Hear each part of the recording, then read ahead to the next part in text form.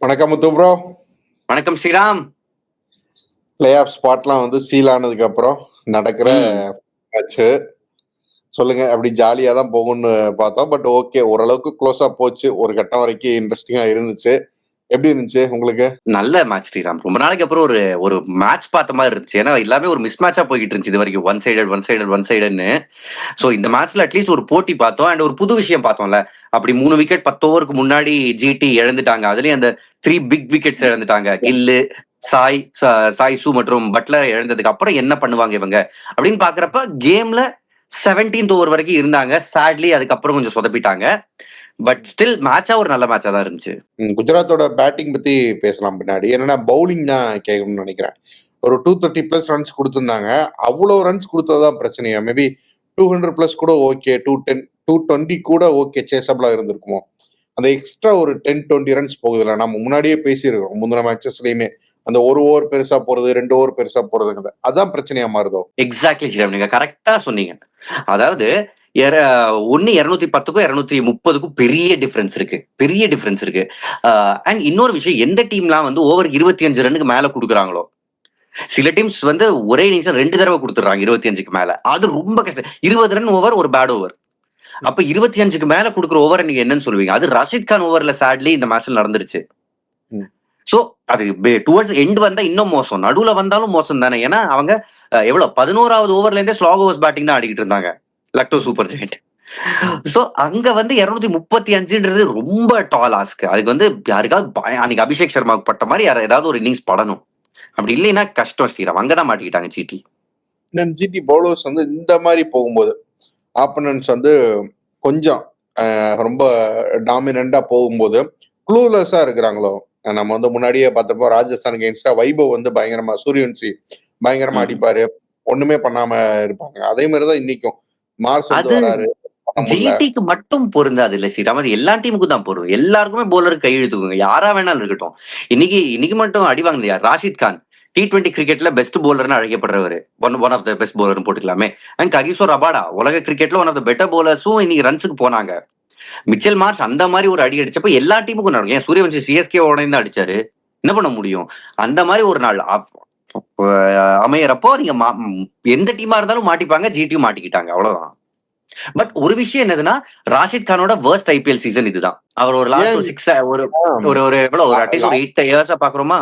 கண்டிப்பா இருக்கும். என்னன்னா லாஸ்ட் சீசனே விக்கெட்ஸ் கம்மியா தான் இருந்துச்சு. லாஸ்ட் சீசன்ல இருந்தே கொஞ்சம் அந்த ஃபார்ம் அப்படிங்கிறது டிப் ஆக ஆரம்பிச்சது. இந்த சீசன்ல ரொம்ப போக ஆரம்பிச்சது. ஆன் அண்ட் ஆஃபா 1-2 மேட்ச் நல்லா ஆடி இருப்பாருன்னு நினைக்கிறேன். ஹார்ட்லி பார்த்தோம் அப்படின்னா.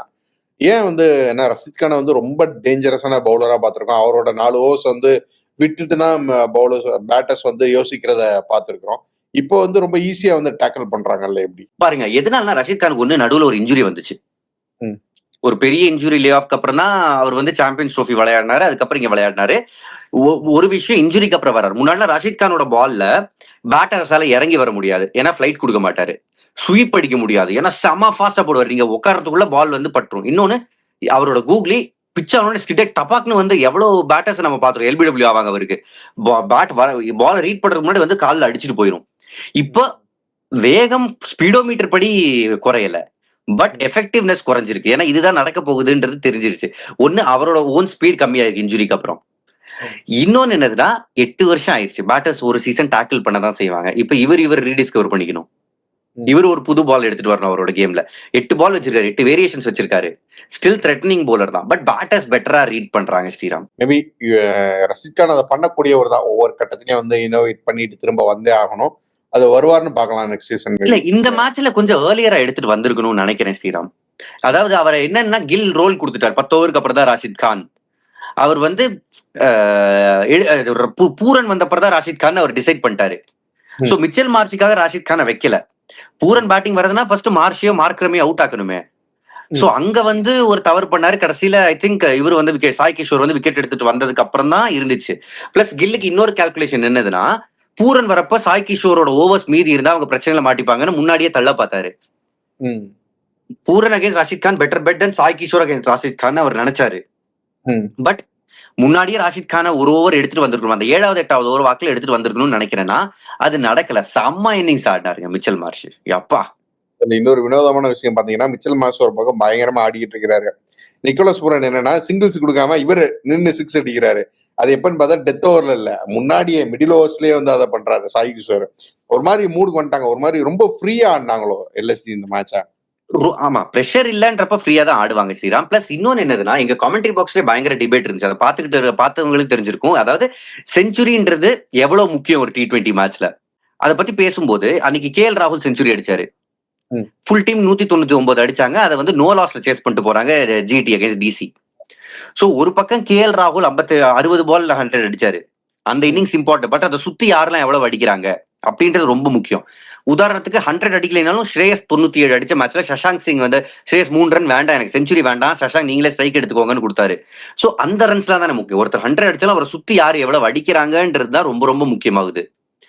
சோ இந்த எஸ்பெஷலி ஃபர்ஸ்ட் பேட்டிங் பண்றப்போ சோ இந்த பர்டிகுலர் மேட்ச்ல மார்ச் அடிச்சாலுமே மார்க்ரமோட இன்னிங்ஸ் குரூஷியல், நிக்கலஸ் பூரனோட இன்னிங்ஸ் ரொம்ப ரொம்ப முக்கியம். அண்ட் கடைசியில 8 பால் 24 25 அடிச்சாரு ரிஷப் பண்ட். ஐ திங்க் 27 நினைக்கிறேன். எக்ஸாக்ட் நம்பர் ஞாபகம் இல்ல. பட் அவரோட கேமியோ ரொம்ப முக்கியமா இருந்ததுனால 235 போச்சு. இல்லன்னா 210 நின்றுக்குமே. ரிஷப் பண்ட் டிசப்பாயிண்டிங் சீசன் தான். பட் ஓகே, இந்த மேட்ச்ல ஒரு சின்னதா ஒரு கேமியா பண்ண முடிஞ்சது. எப்படி பாக்குறீங்க ஓவரால்? அவரை எப்படி வேல்யூ பண்ணுவாங்கன்னு நினைக்கிறீங்க எல்எஸ்ஜி? ஏன்னா இப்போ வந்து நிறைய ப்ரெஷர் அவர் மேல இருக்கிறதையும் பாக்குறோம். அந்த அவர் மேல கொடுக்கப்பட்ட அந்த 27 கோடி ரூபாய் அப்படிங்கிறதுமே பெரிய ப்ரெஷரா இருக்கிறதையுமே நம்ம பார்க்க முடியுது. அண்ட் ரிஷப் பண்ட்டுமே வழக்கமான ரிஷப் பண்ட்யா இல்ல அப்படிங்கிறதையுமே பார்க்க முடியுது. அண்ட் விமர்சனமா பாத்தீங்கன்னா அவர் வந்து ரெட் பாலுக்கு தான் ஏத்த பேட்டர், ஒயிட் பாலுக்கு வந்து செட் ஆக மாட்டார் அப்படிங்கிற விமர்சனம் வந்துருச்சு. எல்லாருமே பேச ஆரம்பிக்கிறாங்க. நீங்க எப்படி பாக்குறீங்க? அது ஒத்துக்க முடியாத ஒரு வாதம். அதாவது ரெட் பால்ல அவர் பெட்டர்னு சொல்லுங்க, நான் ஒத்துக்கிறேன். பட் ஒயிட் பால் ஆடவே முடியாத பிளேயர்ல அவர் கிடையாதுங்க. இன்னமும் IPL நீங்க வந்து எவ்வளவு 10 டீம் இருக்கா, எல்லா கீப்பர் பேட்டரையும் எடுத்து உள்ள லிஸ்ட்ல போடுங்க. ரிஷப் பண்ட் வந்து அட்லீஸ்ட் 3rd-லயோ 4th-லயோ வந்துருவாரு. பர்ஃபார்மன்ஸ் வைஸ் இல்ல, நான் ரெபுடேஷன் வைஸ் நான் சொல்றேன். சோ அவர் வந்து பேட் பிளேயர்லாம் கிடையாது. என்னதுன்னா ரெட் பால் கிரிக்கெட்ல அவர் கிரேட் பிளேயர். ஒயிட் பால்ல அவர் கிரேட் பிளேயர் கிடையாதுன்னு நான் ஒத்துக்கிறேன். பட் குட் பிளேயர் தான். அதை வந்து யாராலையும் மறுக்க முடியாதுங்க. MVP அவர் எமர்ஜிங் இதெல்லாம் வாங்கினவரு. ரொம்ப நல்ல T20 ஐ மீன் IPL செஞ்சுரி எல்லாம் அடிச்சிருக்காரு அவரும். இந்த அளவுக்கு அதாவது ரெட் பால கம்பேர் பண்ணி நீங்க பேசுனீங்கன்னா ஓகே. பட் மத்த பிளேயர்ஸோட கம்பேர் பண்ணீங்கன்னா அவர் இன்னமும் குட் இனஃப்ங்க. அவர் இப்ப கூட LSG வேண்டான்னு ஆக்ஷன்ல விட்டா குறைஞ்சது 20 கோடிக்கு ஏதாவது ஒரு டீம் எடுப்பாங்க. சரி, இந்த பாயிண்ட்டுமே ஃபேன்ஸ் எல்லாம் பேசுறத பார்க்க முடியுது. எல்எஸ்ஜி பேக் பண்ணுவாங்களா? Rishabh Pant one bad season பரவாயில்ல, நெக்ஸ்ட் சீசன் பாத்துக்கலாம் அப்படின்னு. வேற வழி இல்ல, பண்ணிதான் ஆகணும். மேபி இவரை விட்டுட்டு மினி ஆக்ஷன்ல போய் வேற யாரை கேப்டன் எடுத்துட்டு வருவீங்க? இல்ல கேப்டன் கிடைப்பாங்க. மினி ஆக்ஷனுக்கு போறீங்க. மினி ஆக்ஷன்ல உங்களுக்கு எல்லா டேலண்டும் அவைலபிளா இருக்க மாட்டாங்க ஸ்ரீராம். உங்களுக்கு ரொம்ப லெஸ். அதாவது மினி ஆக்ஷன் எதுக்குன்னா சின்ன சின்ன கேப் இருக்குல்ல, அதை நிறைக்கலாம். இப்ப ரிஷப் பண்ட விட்டுட்டாங்கன்னு நீங்க 27 கோடி இருக்கும். அதுல நீங்க யாரை எடுப்பீங்க? எவ்வளவு விக்கெட் கீப்பர் பேட்டர்ஸ் இன்டர்நேஷனல் எக்ஸ்பீரியன்ஸோட வருவாங்க. அண்ட் இன்னைக்கு ரிஷப் பண்ட் கேப்டன்சி நல்லா இருந்துச்சு. நீங்க பாத்தீங்கல்ல, அந்த 5 பால் இவர்கிட்ட இருந்து வாங்கினாரு, ஆவேஷ் கான் கிட்ட இருந்து. ஏன்னா இவருக்கு ஆகாஷ்க்கு கையில அடிபட்டுச்சு. நானும் நினைச்சேன் வேற ஏதாவது மார்க்ரம் கிட்ட இருந்து தள்ளி இருக்கலாமா அந்த ஸ்டேஜ்ல. ஆனா பவர் பிளேல இருந்தாங்க. சாய் சுதர்ஷன், கில்லு பேட்டிங். அந்த ஓவர் எக்ஸ்பென்சிவா போயிருந்ததுன்னா அது வந்து 5 பால், ஒரு 2 பால்னா கூட சான்ஸ் எடுக்கலாம், 3 பால்னா சான்ஸ் எடுக்கலாம். 5 பால்ன்றத ஒரு பெரிய ஈவெண்டா நினைச்சாரு. அண்ட் பதோனி எடுத்துட்டு வராம கடைசி வரைக்கும் வச்சாரு அவரு. கடைசியில பதோனியா மார்க்ரமான் தான் சாய்ஸ். மார்க்ரம் தான் ஃபர்ஸ்ட் சாய்ஸ்.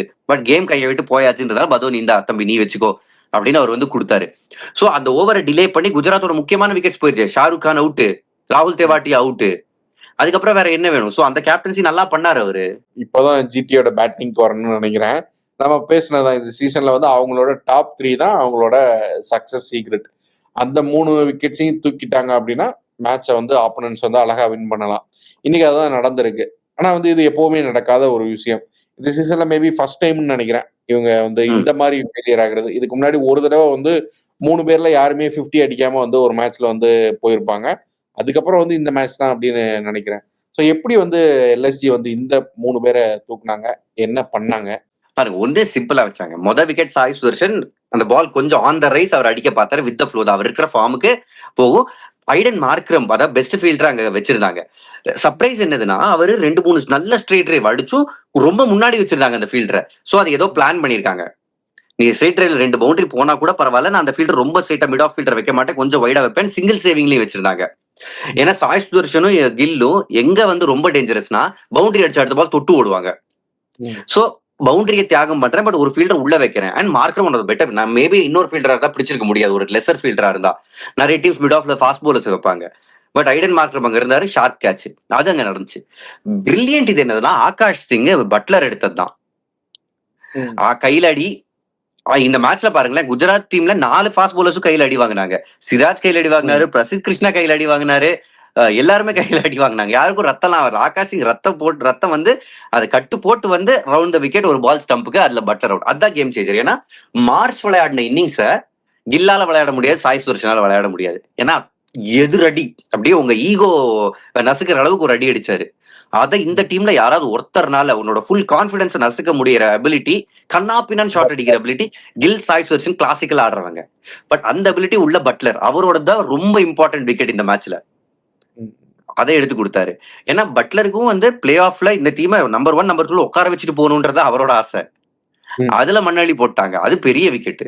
நம்ம வந்து பேசணும், டாப் 3 போயிருச்சுன்னா கீழே இருக்கிறவங்களால பெருசா எடுத்துட்டு போக முடியாது. பட் ஓரளவுக்கு கொண்டு போயிட்டாங்களே. நம்ம முன்னாடி பேசின மாதிரி 10-20 ரன் கம்மியா இருந்துச்சுன்னா ஒரு மாதிரி போட்டு பார்த்துப்பாங்க, ஃபைட்டா இருந்திருக்கும் பயங்கரமா. ஸோ நம்ம வந்து நினைச்ச அளவுக்கு மோசமா இல்லையா அவங்களோட மிடில் ஆர்டர்? நிச்சயமா இல்ல, நினைக்கவே இல்லைங்க. நினைச்ச அளவுக்கு மோசம் இல்ல. நம்ம நினைச்ச அளவுக்கு மோசம் இல்லன்னு தான் எல்லாரும் சொல்லிக்கிட்டு இருக்காங்க. நான் கூட நம்ம ஷோல எவ்வளவு தடவை சொல்லியிருக்கேன், 3 விக்கெட் போச்சுன்னா என்ன பண்ணுவாங்க, 3 விக்கெட் போச்சுன்னா என்ன பண்ணுவாங்க, 3 விக்கெட் எடுங்க அதுக்கப்புறம் பேசுவோம் தான் நான் சொல்லியிருக்கேன். 3 விக்கெட் எடுத்தாங்க. ஓகே, 230 220 நான் அடிச்சிருப்பாங்கன்னு நினைக்கிறேன். ஒரு இது 235 அடிச்சிருக்கணும். அதுக்கு நான் அப்புறம் வரேன். பட் ஷாருக் கான் கிட்ட ரீசெண்டா பேசுறப்ப அவர் என்ன சொன்னார்னா, நாங்க அதுக்கு அதை நினைச்சுதான் பிராக்டிஸ் பண்றோம். நாங்க நெட்ஸ்ல போறப்போ மேட்ச் சிமுலேஷன் பண்ணுவாங்க பிராக்டிஸ்ல. 3 விக்கெட் சீக்கிரம் போயிருச்சு, இப்ப அந்த 4 ஓவர் எப்படி ஆடுவ, அதை நினைச்சு பிராக்டிஸ் பண்ணுவாங்க. எந்த ஷாட்லாம் ஆன், எந்த ஷாட்லாம் கிடையாது. பட் பிராக்டிஸ்ல வேற, மேட்ச் பிரஷர்ல வேறன்றது உண்மைதான். பட் எடுத்துட்டு போனாங்களே கேம, விக்கெட் விடல. 86 ரன் பார்ட்னர்ஷிப். அப்ப இவங்க ஜெயிக்கிற அளவு கொண்டு வந்துட்டாங்க. அடிச்சு எந்த போலர் அடிக்கணும்ன்றத கரெக்டா இருந்தாங்க. ஷபாஸ் அஹமது ஒரு ஓவர் தான் கொடுத்தாங்க, அதுக்கப்புறம் கொடுக்கல. அண்ட் ஷபாஸ் ரொம்ப இன்டெலிஜென்ட்டா ருதோஃபோர்ட் வெளியில போட்டாரு, அன்டில் அவர் ரிவர்ஸ் ஸ்வீப் ஒன்று அடிச்சாரு. சோ அந்த ஷாட்டை நான் வச்சிருக்கேன்னு காமிச்சிட்டாரு. இவங்க எங்க தப்பு பண்ணாங்கன்னா அதுக்கு நம்ம அப்புறம் வருவோம். இப்ப வந்து இல்லாம எங்க தப்பு நடந்துச்சுன்னா, டார்கெட்டுக்கு பக்கத்துல வந்துட்டாங்க ஸ்ரீராம். கடைசி 4 ஓவர்ல டார்கெட் ஆன். அப்ப ஜிடியோட கேம் டு வின். வில்லோரூர் கூட ஒரு ஓவர் ருதோஃபோர்ட் அவுட் ஆயிட்டாரு விடுங்க. வில்லோரூர் கூட நல்லா போலிங் போட்டிருக்காரு. அவரோட ஸ்பெல்லோட லாஸ்ட் பால் ராகுல் தெவாட்டியா அந்த பால் வந்து நடுவுல மாட்டிக்கிட்டாரு. அந்த பால் அவர் வெறும் சிங்கிள் இல்ல டொக்கு வச்சிருந்தா கூட பரவாயில்ல. அதுக்கப்புறம் அவங்க கால்குலேஷன் படி ஒரு ஓவர் ஷபாஸ் அஹமத் போட்டாகணும். ராகுல் தெவாட்டியா ஸ்பின்னர்ஸ் எப்படி அடிப்பாரு நமக்கு தெரியும். அந்த எண்ட்ல ஷாருக் கான் இருக்காரு. ராகுல் தெவாட்டியா அவுட் ஆயிட்டாரு. அங்கதான். ஏன்னா அதுக்கப்புறம் ஷபாஸ் அஹமத் ஒரு ஓவர் அண்ட் இன்னொரு ஓவர் ஐதர் மார்க்ரம் இல்லைன்னா பதோனி போட்டிருக்கணும். சோ ராகுல் தெவாட்டியா மண்டி போட்டு அங்க டொக்கு வச்சு நின்று இருந்தா கூட அதுக்கப்புறம் அடிச்சிருக்கலாம் இந்த ஸ்கோரை. அவர் ஒரு ஓவருக்கு 20 ரன் அடிக்கிற பிளேயர், 25 ரன் அடிக்கிற பிளேயர். அவரோட விக்கெட் தான் பிரைஸ் விக்கெட். அதை வில்லோருக்கு அந்த ஒரு ஓவர்ல 2 விக்கெட் 2 லெஃப்ட் ஹேண்டர்ஸ் எடுத்து முடிச்சிட்டாரு. அதுக்கப்புறம் ஷாருக் கான் சிங்கிள் ஹேண்டடா நிக்க வேண்டியதா இருந்துச்சு. டார்கெட் ரொம்ப பெருசு அப்படிங்கறதுனால அதுக்கு மேல வந்து எக்ஸ்பெக்ட் இல்ல. அந்த ஸ்டேஜ்ல ஐ திங்க் 19 பாலா பவுண்டரியே வரல, 19-20 பாலா பவுண்டரியே வரலன்றப்போ முடியாது ஸ்ரீராம். ஓவருக்கு எங்க பேனிக் ஆனாங்கன்னா, ஓவருக்கு பவுண்டரியே வரல. அப்ப அது வரைக்கும் ஒரு ஓவருக்கு ஒரு பவுண்டரி இல்ல 2 பவுண்டரி அடிச்சுட்டு இருந்தாங்க. இந்த ஓவர் பவுண்டரியே வரலன்ற பேனிக் உள்ள போயிட்டாங்க. அதுதானே 220க்கும் 235க்கும் வித்தியாசம். நாம ஒருத்தரை பத்தி பேச மறந்துட்டோம். மிச்சல் மார்ஷ் இந்த சீசன் ரொம்ப நல்ல சீசன். எல்எஸ்ஜியை பொறுத்த வரைக்கும் அவங்களோட ஃபாரின் பேட்டர்ஸ் எல்லாருமே வந்து ரொம்ப ரீசனபிளா தான் பண்ணியிருக்கிறாங்க. பூரன் நல்லா பண்ணியிருக்காரு, மார்க்ரம் நல்லா பண்ணியிருக்காரு. இவருமே மாசுக்கு என்ன திடீர்னு வந்து ஒரு சீசன் இப்படி ஒரு பீக் ஃபார்ம்ல ஒரு சீசன் எப்படி ஒரு வினோதமான ரெக்கார்ட் என்னதுன்னா, ஷான் மார்ஷும் ஐபிஎல் 100 அடிச்சிருக்காரு, மிச்சல் மார்ஷும் அடிச்சிருக்காரு. ஐ திங்க் எந்த பிரதர்ஸும் இதை பண்ணது இல்லை ஐபிஎல்ல. இவர் பண்ணிருக்காரு. அண்ட் இந்த சீசன் என்ன டிஃபரன்ஸ்னா வந்து எப்பவுமே ஃபிட்னஸ் வந்து ஒரு இஷ்யூவா இருந்திருக்கு அவருக்கு. எந்த சீசனும் முழுசா விளையாட மாட்டாரு. அவர் வந்து சஹாரா பூனே வாரியர்ஸ் அண்டர் கங்குலி இருந்த டைம்ல மிச்சல் மார்ஷ் நம்ம ஐபிஎல்ல பாத்துக்கிட்டு இருக்கோம். எல்லா டீம்லயும் விளையாடுங்க, சன்ரைசர்ஸ், பஞ்சாப், நிறைய டீம்ல அலசி போட்டிருக்காரு. சோ எப்பவுமே இவரை வந்து எடுத்தா எக்ஸ் ஃபேக்டரா இருக்கும்னு நினைச்சு எடுப்பாங்க. பட் இவர் ஃபுல் சீசன் விளையாட மாட்டாரு. இந்த சீசன் ஒரு டிஃபரன்ஸ் என்னதுன்னா 10 கிலோ குறைச்சிருக்காரு. அது இப்போ நீங்க ஃபிட்டா இருந்தீங்கன்னா அது வந்து வேற ஸ்ரீராம். ஐ மீன் ஜஸ்ட் அந்த பாடி வெயிட் அது மேபி ஒரு ரிஃப்ளெக்ஸ்ல ஒரு இதுவா காட்டும். அது ஒரு ஃபேக்டர். இன்னொன்னு கிரிக்கெட் ஆஸ்திரேலியா நீங்க போலிங் போட முடியாதுன்னு சொல்லிட்டாங்க.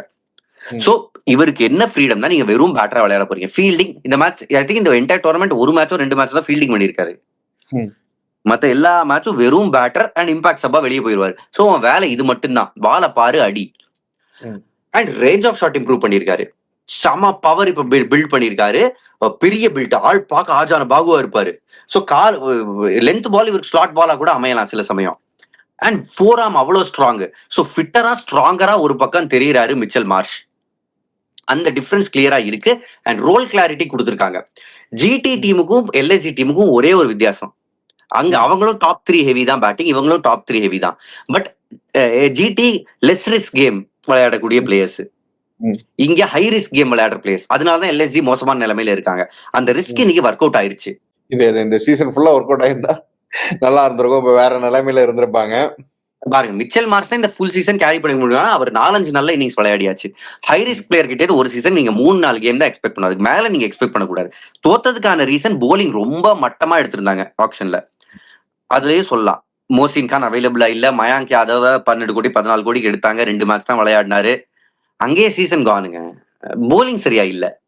இந்த மேட்ச் அட்லீஸ்ட் எனக்கு பிடிச்சது. ஒரு ஷபாஸ் அஹமதை ட்ரை பண்ணாங்க, சித்தார்த் மணிமாறனுக்கு ஏன் சான்ஸ் கொடுத்தாங்க, மொதல் மேட்ச் நல்லா பண்ணதுக்கு அப்புறம் ஏன் தூக்குனாங்க. பந்த் இன்னைக்கு நல்லா கேப்டன்சி பண்ணாரு, முன்னாடி மேட்சஸ்ல அங்கதானே சீசன் போச்சு. வினோதமான முடிவுகள் தான். இப்ப பாயிண்ட்ஸ் டேபிள் வந்து நம்ம என்னதான் சொன்னாலும் பிளே ஆஃப்ஸ் உள்ள போயிட்டாங்க, இன்னும் முடிஞ்சது அவ்வளவுதான் சொன்னாலும், ஏன்னா அந்த ஃபர்ஸ்ட் 2 பிளேஸை பிடிக்கிறதுக்கு ஒரு போட்டி நடந்துகிட்டு தான் இருக்கு. ஜிடி இன்னைக்கு தோத்துருக்காங்க. ஆர்சிபி மேட்ச் இருக்கு, ஆர்சிபி சன்ரைசர்ஸ். நீங்க அந்த பாயிண்ட்ஸ் டேபிள வச்சே சொல்லுங்களேன், ஜிடி ஆர்சிபி என்ன நடக்க போகுது.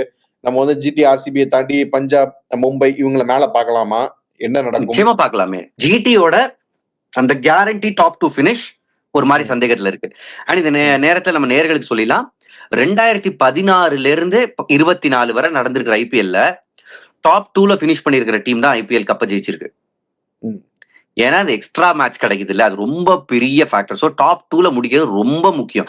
இன்ஃபேக்ட் 11ல இருந்தே நீங்க எடுத்தீங்கன்னா ஒரே ஒரு தடவை தான், ஏன்னா 11ல இருந்து தான் இந்த பிளே ஆஃப் ஃபார்மேட் வந்துச்சு. அது வரைக்கும் நார்மல் செமிஃபைனல் ஃபார்மேட் இருந்துச்சு. அப்பல இருந்து இப்ப வர டாப் 2ல இல்லாத ஒரே ஒரு டீம் தான் ஜெயிச்சிருக்கு.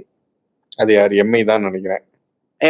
நினைக்கிறேன், எனக்கு எக்ஸாக்டா தெரியல, பட் நான் பார்த்த நம்பர்ஸ்ல அதான் தெரிஞ்சு. ஸோ 16ல இருந்து 24 வரை எடுத்துக்கோங்களேன், நீங்க டாப் 2ல இருக்கிற டீம் தான் ஜெயிக்குதுன்னா அது ரொம்ப முக்கியம். இந்த எக்ஸ்ட்ரா மேட்ச் ரொம்ப முக்கியம் டீம்ஸுக்கு. ஸோ இப்ப ஜிடி 18ல இருந்து 20க்கு தான் வர முடியும். இந்த மேட்சும் ஜெயிச்சு அடுத்த மேட்ச் ஜெயிச்சிருந்தாங்கன்னா 22 கேரண்டி டாப் 2 பினிஷ். அதை இழந்துட்டாங்க. இப்ப ஆர்சிபியால 2 மேட்ச் இருக்கு. ஸோ அவங்க 21 வரை போக முடியும். பஞ்சாபாலையும் 21 போக முடியும். மும்பையால 18 தான் வர முடியும். அண்ட் மும்பையும் பஞ்சாபும் தங்களுக்குள்ள ஒரு மேட்ச் விளையாடுறாங்க. சோ மும்பை பஞ்சாபை தோக்கடிச்சு 18ல நிக்கணும். ஆர்சிபி 2 மேட்சையும் தோக்கணும். இது நடக்கிறது கஷ்டம். அது வந்து இன்னொரு விஷயம் பாத்தீங்கன்னா, பஞ்சாப் 2 மேட்சையும் தோத்தாங்கன்னா அவங்களும் அந்த 4th பிளேஸ்ல முடிக்கிறதுக்கு சான்சஸ் இருக்கு. சோ அதனால பஞ்சாப் வந்து எம்ஐ விளையாடுவாங்கல்ல. சோ ஆமா, 4th முடிக்கிறதுக்கு சான்ஸ் இருக்கு.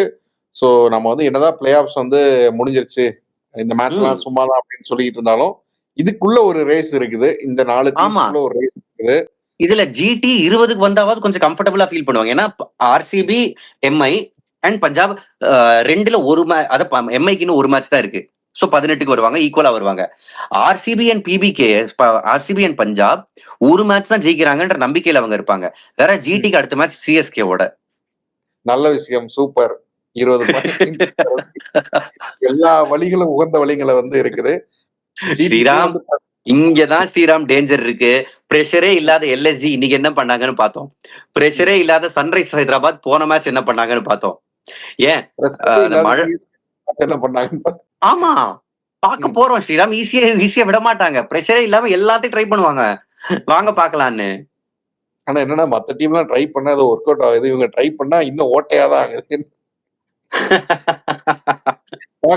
அது தெரியல ஸ்ரீராம். பட் அந்த அதாவது இந்த சீசன் தான் எந்த சீசனும் இல்லாத அளவு 7 மேட்ச் மீத இருக்கிற நிலையில டாப் 4 எதுன்னு டிசைட் ஆயிடுச்சு. சோ ஒரு சீசனா பாத்தீங்கன்னா சற்றே தொங்கலான சீசன் தான் இது. பட் ஆனா டாப் 4க்குள்ள ஒரு சின்ன கான்டெஸ்ட் இருக்கு. அது கொஞ்சம் இன்ட்ரெஸ்டிங்கா இருக்கு. பார்க்கலாம் என்ன நடக்குதுன்னு. ஆர்சிபி சன்ரைசர்ஸ் ப்ரெடிக்ஷன் மட்டும் சொல்லிருங்க, யாருக்கு போறீங்கன்னு மட்டும். ஆர்சிபி தான் ஷூர். ரெட் கலர் சட்டை போட்டிருக்கேன், ஆர்சிபி தான். சோ பார்க்கலாம், ஆர்சிபி தான். இந்த சீசன் ஆர்சிபியோட சீசன் ஸ்ரீராம். இந்த சீசன் ஜெயிக்கலைன்னா நான் ரொம்ப வருத்தப்படுவேன். இன்ஃபேக்ட் அந்த நம்பர்ஸ் பாத்தீங்களா, யாரெல்லாம் அதிக தடவை பிளே ஆஃப்ல குவாலிஃபை ஆயிருக்காங்க இது வரைக்கும் ஹிஸ்டரியிலனா சிஎஸ்கே தான் இது வரைக்கும் அதிகமா குவாலிஃபை ஆயிருக்காங்க. 12 சீசன். அதுல 2 சீசன் விளையாடல, அதை விட்டுருங்க. 12 சீசன் குவாலிஃபை இருக்காங்க. நெக்ஸ்ட் எம்ஐ இருக்காங்க 11 சீசன். அடுத்தது ஆர்சிபி தாங்க இருக்காங்க இந்த லிஸ்ட்ல. லாஸ்ட் 3-4 இயர்ஸ்ல மும்பை சிஎஸ்கே விட அதிகமா ஆர்சிபி தான் போயிருப்பாங்கன்னு நினைக்கிறேன். எக்ஸாக்ட்லி. 6 வருஷத்துல 5 வருஷம் குவாலிஃபை ஆயிருக்காங்க லாஸ்ட் 6 இயர்ஸ்ல. நம்ம 2 பேரோட அசோசியேஷன் போன வருஷத்துல இருந்து இருக்கு. நான் எப்பவுமே சீசன் ஆரம்பத்துல நீங்க ஆர்சிபி பத்தி விஷயம் கேட்கிறப்போ நான் எது சொன்னாலும் நீங்க வந்து சிரிப்பீங்க. பட் நான் எப்பவுமே சொல்லுவேன் அவங்க அன்லக்கியா இருந்திருக்காங்க நான் சொல்லியிருக்கேன். போன வருஷம் எவ்வளவு நல்லா விளையாடினாங்க. சிஎஸ்கேவை என்ன மாதிரி தோக்கடிச்சிட்டு வந்தாங்க. சோ அந்த டாப் 2 ஆர்சிபிக்கு கிடைச்சிச்சுன்னா, ஆர்சிபிக்கோ எம்ஐக்கோ அந்த டாப் 2 கிடைச்சிச்சுன்னா அவங்க வின்னு சீசன். இதான் ப்ரெடிக்ஷன். பார்க்கலாம் என்ன அப்படின்னு. ஆமா, ஜிடியும் பிபி பஞ்சாபும் டாப் 2ல முடிக்கலைன்னா ஆர்சிபி மும்பைல ஏதாவது ஒரு டீம் வந்துச்சுன்னா கூட அவங்களுக்கு தான் cup. Thank you so much bro. Thank you. Thank you.